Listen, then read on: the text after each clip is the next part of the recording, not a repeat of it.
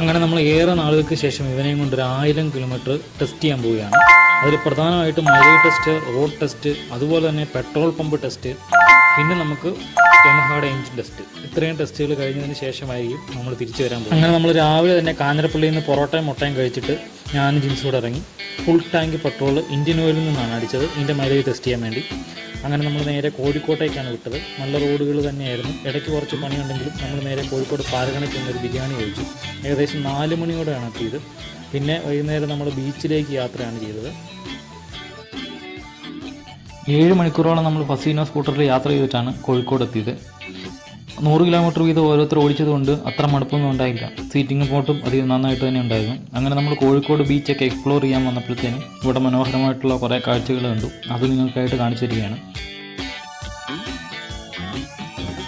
അങ്ങനെ സ്നേഹസമ്പന്നരായ സുഹൃത്തുക്കളുള്ളതുകൊണ്ട് നമ്മൾ കോഴിക്കോട് തന്നെ ഇന്ന് സ്റ്റേ അടിച്ചു. പിറ്റേ ദിവസം രാവിലെ തന്നെ കണ്ണൂരേക്ക് യാത്ര തിരിക്കാനായിട്ട് നമ്മൾ ഇറങ്ങിയപ്പോൾ തന്നെ നമ്മുടെ പെട്രോൾ ഭയങ്കര ശോകമാകാൻ തുടങ്ങി, ലോ ആയി. അങ്ങനെ നമ്മൾ കണ്ണൂർ മാഹിയിലെത്തിയപ്പോഴത്തേക്ക് ജിയോ പമ്പിൽ നിന്ന് ഫുൾ ടാങ്ക് അടിക്കാനായിട്ടാണ് പ്ലാൻ ചെയ്തത്. ഇന്ത്യൻ ഓയിലിൻ്റെ ഷോ കഥ ഞാൻ പറഞ്ഞുതരാം. എന്തായാലും ജിയോ പമ്പ് വളരെ ലാഭമാണ്. 2 രൂപ വിലക്കുറവും അതുപോലെ തന്നെ മാഹിയിലെ വിലക്കുറവും കൂടെ നമ്മൾ 99 രൂപയ്ക്ക് പെട്രോൾ അടിച്ചിരിക്കുകയാണ്. ഇനി ഇവിടുത്തെ പമ്പിൻ്റെ വിശേഷം പറയുകയാണെങ്കിൽ വളരെ മനോഹരമായിട്ട് ഇവർ അറേഞ്ച് ചെയ്തിട്ടുണ്ട്. എല്ലാ കാലത്തും ഇങ്ങനെ ഉണ്ടായാൽ മതിയായിരുന്നു. കണ്ണൂരേക്ക് പോകും വഴി കണ്ട മനോഹരമായ ഒരു അമ്പലത്തിലാണ് നമ്മൾ എത്തിച്ചേർന്നത്. റീൽസിനകത്തൊക്കെ ഒരുപാടുള്ളതാണ്, പക്ഷേ മഴയത്ത് വരണമായിരുന്നു. എന്തായാലും നമ്മളെത്തിയപ്പോഴത്തേനും മൊത്തം ഉണങ്ങി വെള്ളമൊക്കെ തീരെ വറ്റിയിട്ടിരിക്കുന്ന അവസ്ഥയായിരുന്നു. മനോഹരമായ പഴയ കെട്ടിടങ്ങളൊക്കെ ആയിട്ട് ഒരുപാട് നിർദ്ദേശങ്ങളൊക്കെ ആയിട്ട് ഈ അമ്പലം വളരെ ബ്യൂട്ടിഫുള്ളാണ്. പക്ഷേ മഴയത്ത് എത്തുകയായിരുന്നെങ്കിൽ സൂപ്പറായിരുന്നു. ഈ കുളമൊക്കെ നടന്ന് നമുക്ക് മുങ്ങിക്കുളിക്കാനുള്ളൊരു സെറ്റപ്പ് കിട്ടിയതായിരുന്നു.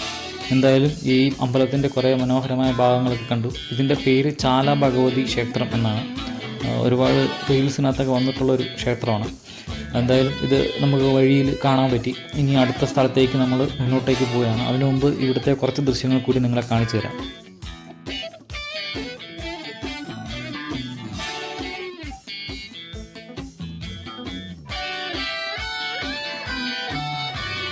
അങ്ങനെ യാത്ര നമ്മൾ മുന്നോട്ടേക്ക് പോകുമ്പോൾ ഈ പാലം കാണുന്നവർക്ക് മനസ്സിലാവും നമ്മൾ മുത്തപ്പൻ്റെ അടുത്തേക്ക് പോവുകയാണ്.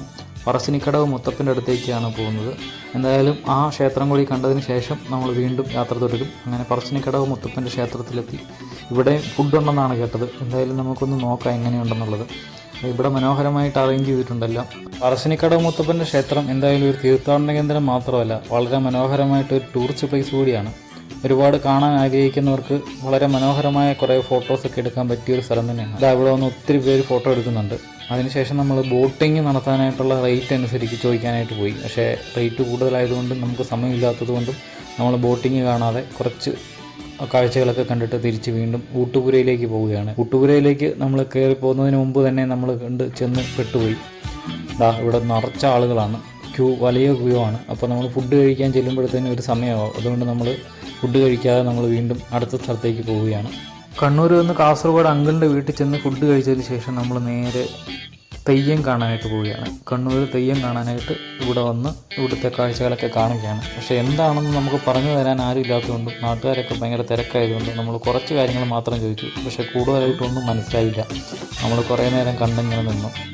എന്നിട്ട് വീണ്ടും യാത്ര പിറ്റേ ദിവസം രാവിലത്തേക്ക് യാത്ര തുടരുകയാണ്. നമ്മൾ വീണ്ടും ചുരം കയറി വയനാട്ടിലേക്ക്. കൃത്യമായി പറഞ്ഞാൽ 2021 നമ്മൾ ഇതുപോലെ തന്നെ ഫസീനയും കൊണ്ട് വയനാട്ടിലേക്ക് വന്നത്. അന്ന് നേരെ വയനാട്ടിലേക്ക് വന്ന് നമ്മൾ കുറച്ച് കറങ്ങിയിട്ട് തിരിച്ചു പോവുകയാണ് ഉണ്ടായത്. പ്രാവശ്യം എന്തായാലും കുറച്ച് കൂടുതൽ കാര്യങ്ങൾ എക്സ്പ്ലോർ ചെയ്യേണ്ടതുകൊണ്ട് നമ്മൾ വീണ്ടും പഴശ്ശിയുടെ കുടിയിരുത്തിലേക്ക് എത്തിയിരിക്കുകയാണ്.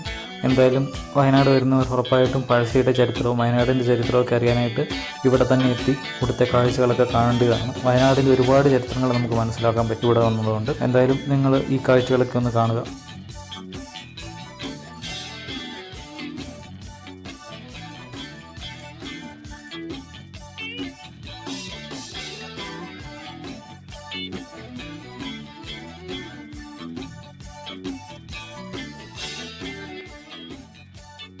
അങ്ങനെ ടിപ്പു സുൽത്താൻ്റെ ചരിത്രവും വയനാടിൻ്റെ ചരിത്രവും ഒക്കെ കണ്ട് നമ്മുടെ ജീൻസ് വണ്ടർ അടിച്ച് നിൽപ്പുണ്ടായിരുന്നു. ഇതുണ്ടോ, ഇതുപോലെ അങ്ങ് നിൽക്കുമായിരുന്നു. അങ്ങനെ വീണ്ടും നമ്മൾ യാത്ര തുടങ്ങിയപ്പോഴത്തേനും നമ്മുടെ പെട്രോൾ തീർന്നു. നമ്മൾ ജിയോ പമ്പ് തീർന്നിരിക്കുകയാണ്. പിന്നെ HP-യിൽ നിന്നാണ് നമ്മൾ വീണ്ടും അടിച്ചത്. ഇതിൻ്റെ എല്ലാം എത്ര കൂട്ടം മൈലേജ് കിട്ടിയെന്നൊക്കെ ഉള്ളത് നമ്മൾ പിന്നീട് പറയുന്നതായിരിക്കും ഇതിനവസാനം. എന്തായാലും നമ്മൾ വീണ്ടും യാത്ര തുടർന്ന് ജെയിൻ ടെമ്പിളിലെത്തി. സുൽത്താൻ ബത്തേരി ജെയിൻ ടെമ്പിളിൽ നിന്ന് നമ്മൾ നേരെ പുൽപ്പള്ളി റൂട്ടാണ് പിടിച്ചത്. കാടിനുള്ളിലൂടെ ഒരു യാത്ര, മനോഹരമായ അനുഭവമായിരുന്നു. കുറച്ച് മൃഗങ്ങളുടെയൊക്കെ സൈറ്റിങ്സ് നമുക്ക് കിട്ടി. അടുത്തത് നമ്മൾ പോയത് നേരെ രാമേട്ടൻ്റെ അടുത്തേക്കാണ്. ചെറുവയൽ രാമേട്ടൻ, പത്മശ്രീ ചെറുവയൽ രാമേട്ടൻ്റെ അടുത്തേക്കാണ് പോയത്. അവിടെ നമ്മൾ രാമേട്ടനുമായിട്ട് സംസാരിച്ച് അതിൻ്റെ വീഡിയോസ് നമ്മുടെ ഈ ചാനലിൽ ഇട്ടിട്ടുണ്ട്. നിങ്ങൾക്ക് താല്പര്യമുള്ളവർക്ക് കാണാവുന്നതാണ്. അതുപോലെ തന്നെ രാമേട്ടൻ്റെ ജീവിത സാഹചര്യങ്ങളൊക്കെ കണ്ട് മനസ്സിലാക്കി നമ്മൾ പിന്നീട് പോയത് വയനാടൻ തിറയ്ക്കാണ്. വയനാട്ടിലെ തിറ, ഇവരുടെ കലാരൂപങ്ങളിലൊന്നായ തിറയിലേക്കാണ് നമ്മൾ പോയത്. അതിൻ്റെ കുറേ കാഴ്ചകളൊക്കെ കണ്ട് പിന്നെ അവിടുത്തെ തറവാടൊക്കെ കണ്ട് അതിന് നമ്മളെ ഒരു ഫ്രണ്ട് സഹായിച്ചു. അതിൻ്റെ കാര്യങ്ങളൊക്കെ മനസ്സിലാക്കി തന്നു, ഇത്ര എന്താണെന്നും ഇതിനെ പറ്റിയിട്ടുള്ള കാര്യങ്ങളൊക്കെ. അത് മനസ്സിലാക്കിയതിന് ശേഷം നമ്മൾ അവിടെ സ്റ്റേ ചെയ്തതിന് ശേഷം പിറ്റേ ദിവസം രാവിലെ നമ്മൾ തിരിച്ച് നമ്മുടെ കാഞ്ഞിരപ്പള്ളിയിലേക്ക് തിരിച്ച് പോവുകയാണ് ഉണ്ടായത്.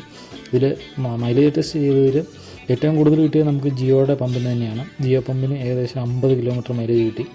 റെസ്കിനോയുടെ എഞ്ചിനൊന്നും ഒരു കുഴപ്പമില്ലായിരുന്നു, അടിപൊളിയായിട്ട് വർക്ക് ചെയ്തു. നമുക്ക് എങ്ങും ഒരു സ്റ്റക്കോ ഒരു പ്രശ്നമില്ലായിരുന്നു.